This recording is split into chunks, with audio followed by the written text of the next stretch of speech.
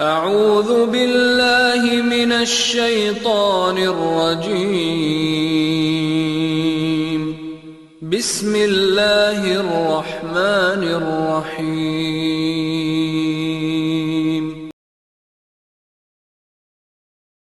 علی رسولہ الامین اما بعد اعوذ باللہ من الشیطان الرجیم بسم اللہ الرحمن الرحیم یا ایہا الذین آمنوا استعینوا بالصبر والصلاة ان اللہ مع الصابرین۔ معزز حاضرین مجلس اور خواتین اسلام، یا ایہا الذین آمنوا کے الفاظ سے خطاب جو اللہ تعالیٰ نے فرمایا ہے، یہ قرآن مجید کے ترتیب کے لحاظ سے دوسرا خطاب ہے جو کہ اہل ایمان سے ہے، مومنوں سے ہے۔ اللہ تعالیٰ نے مومنوں سے کیا کہا کہ تم صبر اور نماز کے ذریعے سے اللہ کی مدد طلب کرو، بے شک اللہ صبر کرنے والوں کے ساتھ ہے۔ یہاں پر اہل ایمان کو ایک عظیم تعلیم دی گئی ہے، اپنی زندگی کے الجھنوں کا، پریشانیوں کا، بے چینی کا، بے اطمینانی کا، بے قراری کا حل اللہ تعالیٰ نے اس آیت میں بیان فرمایا ہے۔ اللہ تعالیٰ نے یہاں پر بیان فرمایا ہے کہ مدد طلب کرو۔ مدد طلب کی جائے گی، کس سے مدد طلب کی جائے گی؟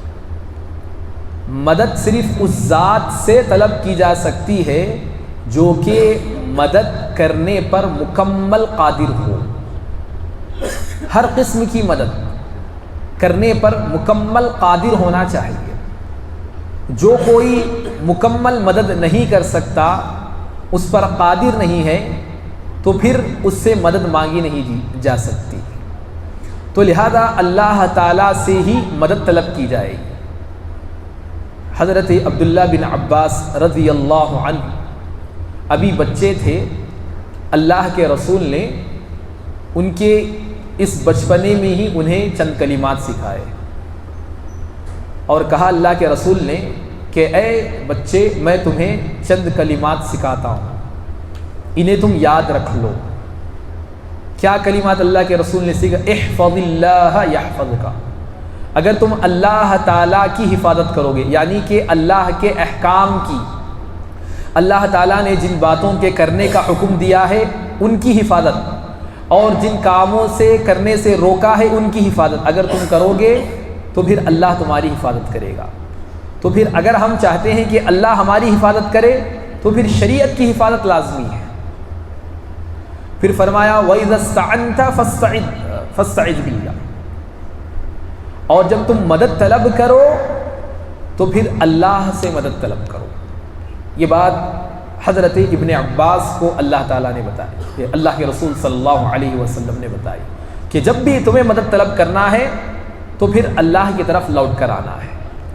پھر اس کے بعد بڑی اہم بات بیان فرما دی جو کہ نچوڑ ہے، کہ کہا کہ دیکھو، اگر ساری دنیا مل کر تمہیں نقصان پہنچانا چاہے اور اللہ تعالیٰ تمہیں اس نقصان سے بچانا چاہے تو پھر یہ دنیا تمہیں نقصان نہیں پہنچا سکتی، اور اگر اللہ تعالیٰ تمہیں فائدہ پہنچانا چاہے تو پھر ساری دنیا مل کر اس فائدے سے تمہیں روک نہیں سکتی۔ یعنی کہ مکمل نفع و نقصان کا اختیار کس کے ہاتھ میں ہے؟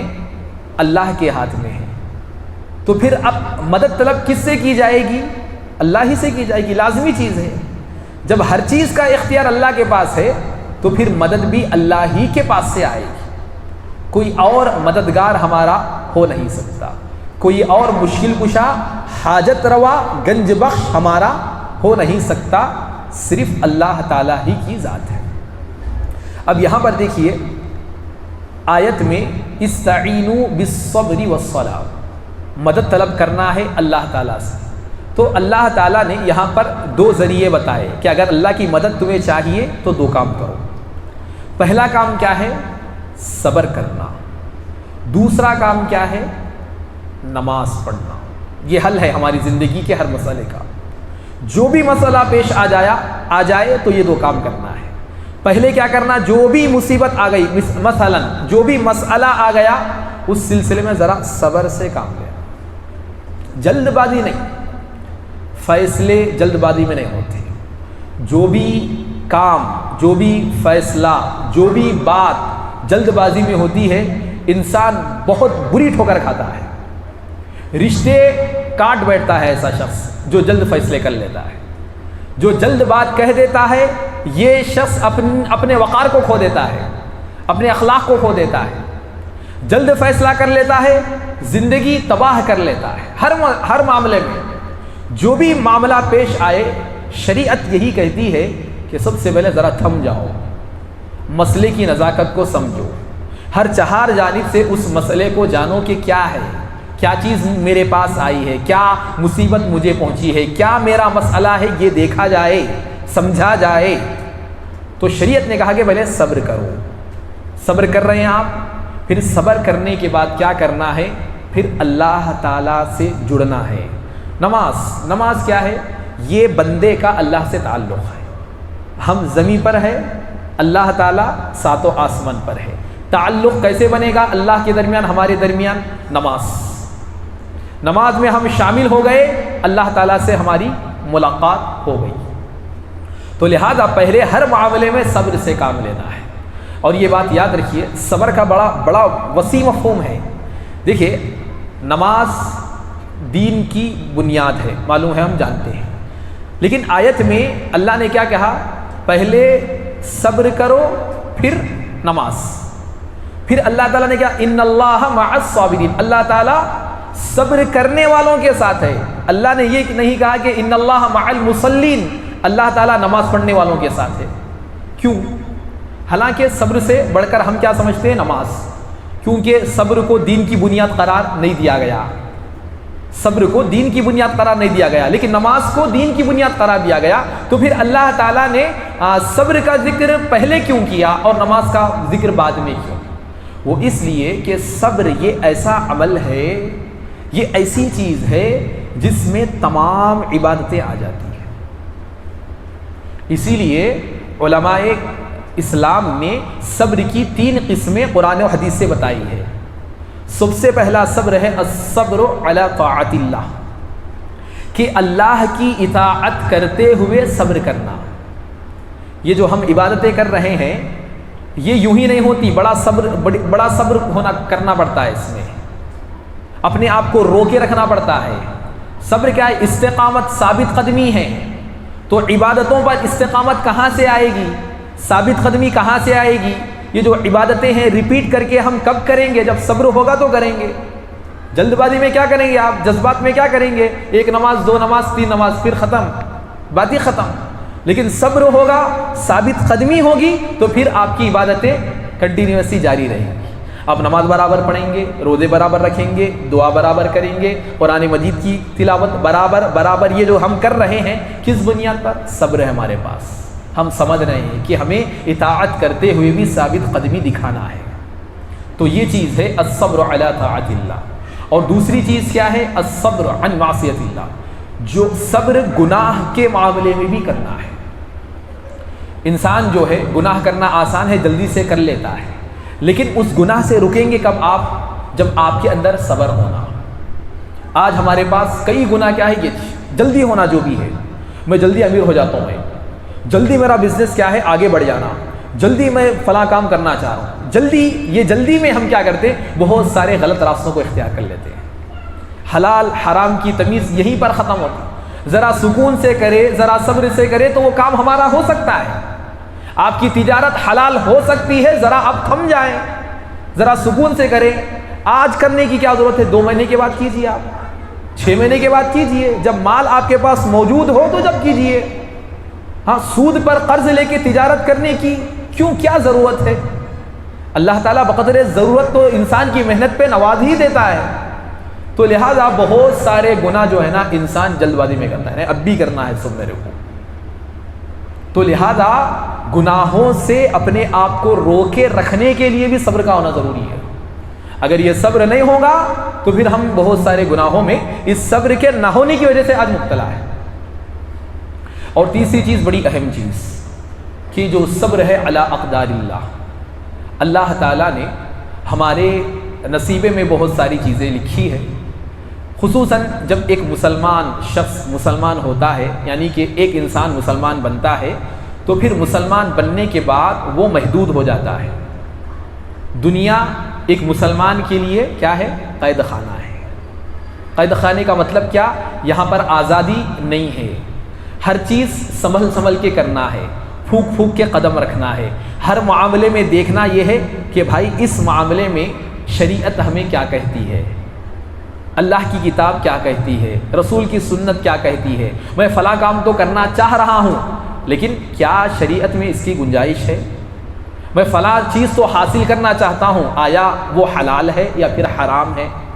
ایسے بہت سارے مسائل ہماری زندگیوں میں آتے ہیں جسے ہم مصیبتوں سے تعبیر کرتے ہیں. تو جو بھی مصیبت ہمیں لاحق ہو, ان مصیبتوں میں صبر کرنا. بہت سارے لوگ جو بھی مصیبت آتی ہے یہاں پر جلد بازی کر کے بہت سارے گناہوں کا ارتکاب کر بیٹھتے ہیں. اور یہ بات یاد رکھیے, اللہ تعالیٰ نے ہمیں مسلمان بنایا, ہم اپنے آپ کو مسلمان سمجھتے ہیں, تو یہ بات طے ہے کہ اللہ تعالیٰ ہر مسلمان کو آزماتا ہے. ہر مسلمان کو اللہ تعالیٰ آزماتا ہے. بس طریقہ کیا ہے کہ جس کا ایمان جتنا زیادہ ہوتا ہے اللہ تعالیٰ اسے اسی قدر آزماتا ہے, اور جس کے دل میں جتنا ایمان کمزور ہوتا ہے اللہ تعالیٰ اسی کے بقدر اسے آزماتا ہے. لیکن آزمائش ہر ایک کے لیے, آزمائش لازمی ہے, یہ بات یاد رکھیے. ہر کوئی آزمایا جائے گا, یا تو نعمتیں دے کے آزمایا جائے گا یا پھر نعمتیں چھین کر اللہ تعالیٰ آزمائے گا. اللہ تعالیٰ نے اسی آیت میں آگے بیان فرمایا, وَلَنَبْلُوَنَّكُمْ بِشَيْءٍ, ہم تم کو ضرور آزمائیں گے. کیسے آزمائیں گے؟ خوف ڈال دیں گے تمہارے دلوں میں, مستقبل کا خوف, فیوچر کا خوف, آگے کیا ہوگا, کیسے زندگی ہوگی, میری اولاد کا کیا ہوگا, میں کیسے جیوں گا, میرے حالات کیسے ہیں, میری صحت کا کیا ہوگا, میں کس حال میں رہوں گا. کتنے انسان دیکھیے آج خوف میں ہی مبتلا ہے, کئی مسائل میں خوف میں اپنی زندگی کو کھائے جا رہا ہے. سکون نہیں ہے, اطمینان نہیں ہے, کیونکہ ایک خوف دل میں بیٹھا ہوا کہ کیا ہوگا, آگے کیا ہوگا, کل کیا ہوگا, پرسوں کیا ہوگا. یہ خوف انسان کو آج اندر سے کھائے جا رہا ہے. تو اللہ تعالیٰ اس ایک قسم کا خوف بھی ہمارے دلوں میں ڈال کر ہمیں آزماتا ہے کہ یہ خوف کے معاملے میں آخر انسان ایک مسلمان کرے گا کیا شریعت پر ثابت قدم رہے گا یا پھر کچھ نئے راستے نکال کر اس خوف کو ختم کرنے کی کوشش کرے گا. اسی طرح فرمایا والجوع, یہ بھی بڑی خطرناک چیز ہے کہ اللہ تعالیٰ کبھی, جیسے کہ میں نے کہا کہ کسی چیز کو چھین کر آزماتا ہے, اللہ تعالیٰ انسان کو بھوک مری سے آزماتا ہے, قلاش بنا دیتا ہے, فقیر محتاج بنا دیتا ہے, جتنی بھی چیزیں ہیں چھین لیتا ہے اللہ تعالیٰ کبھی. اب دیکھتا ہے کہ بندہ کیا کرے گا, اپنی حقیقت پر, اپنے ایمان پر باقی رہے گا یا پھر اپنے ایمان کو چھوڑ دے گا. آج بہت سارے مسلمان بھی اپنی محتاجی کے نام پر, قلاشی کے نام پر, بے بسی کے نام پر آج بہت سارے مسلمان غلط دھندوں میں پڑے ہوئے ہیں. کیا بولتے کچھ بھی نہیں ہمارے پاس, کیا کرنا, ہم مجبور ہیں بھائی, بے بس ہے, لاچار ہے, کچھ بھی نہیں ہے, یہ کر کے ایسا کھائے تو ہم جیتے, نہیں تو مر جاتے ہم. آزماتا اللہ تھا, آخری لیول تک لے جا کے اللہ آزماتا. ہم کو یہ چیز آج ذرا بھیانک معلوم. صحابہ کی زندگی ذرا پڑھ کے دیکھیے, صحابہ کرام کی حالت کیسی تھی. صف میں کھڑے ہوتے تھے تو گر جاتے تھے بے ہوش ہو کے. کیوں بے ہوش ہو کے گرے؟ پیٹ میں ایک دانہ بھی نہیں ہوتا تھا, کچھ نہیں کھانے کی, گر جاتے تھے. یہ کیفیت ہمارے صحابہ کی تھی. لیکن ذرا دیکھیے کہ کیا اس ایسی حالت میں صحابہ نے عبادتوں کو چھوڑا, اللہ کے رسول کو چھوڑا. ہاں تھے ایسے بہت سارے لوگ جنہوں نے کہا کہ یہ کیسا رسول ہے، جب سے ہم نے اسلام لایا ہے صرف بھکمری ہے، کچھ ملتا ہی نہیں ہے. کئی لوگ پلٹ گئے، بدل گئے، منافقوں کی صف میں چلے گئے، مشرک ہو گئے، وہ کافر ہو گئے، دین اسلام سے خارج ہو گئے. لیکن جن کے دلوں کو ایمان کا مزہ لگ گیا، پھر ان کی غربت ان کا ایمان نہیں چھین سکی، ان کی غریبی ان کے ایمان کو نہیں بدل سکی. آج غربت کے نام پر ایمان کو بیچا جا رہا ہے. آج ہم اس طرح ہے، ایسے ہیں، ہمارا کام ہو نہیں سکتا، اس طریقے ہیلے حوالوں سے آج ایک مسلمان جو ہے اپنا ایمان بیچتا ہوا نظر آ رہا ہے. کتنے مسلمان ہیں جو حرام کاروبار آج کرتے ہیں، خراب کاروبار کرتے ہیں. کئی مسلمان گھرانے ایسے ہیں جہاں پر بدکاری بھی ہوتی ہے، فحاشی ان گھروں میں داخل ہو چکی ہے، اور ایک ہی بات ان کے پاس ہے کہ دوسرا راستہ ہمارے پاس ہے. ہماری حالت ایسی ہے. تو محترم سامعین، اللہ تعالیٰ ایسے حالات لا کے بھی آزماتا ہے کہ انسان اس خصوصی حالت میں جہاں اس کے جان کے لالے پڑ جائے، پیٹ کے لالے پڑ جائے، ایسی حالت میں کیا وہ اپنے ایمان پر ثابت قدمی دکھائے گا یا پھر وہ کفر میں داخل ہو جائے گا. اس لیے اللہ کے رسول صلی اللہ علیہ وسلم محتاجی سے خصوصاً پناہ مانگا کرتے تھے.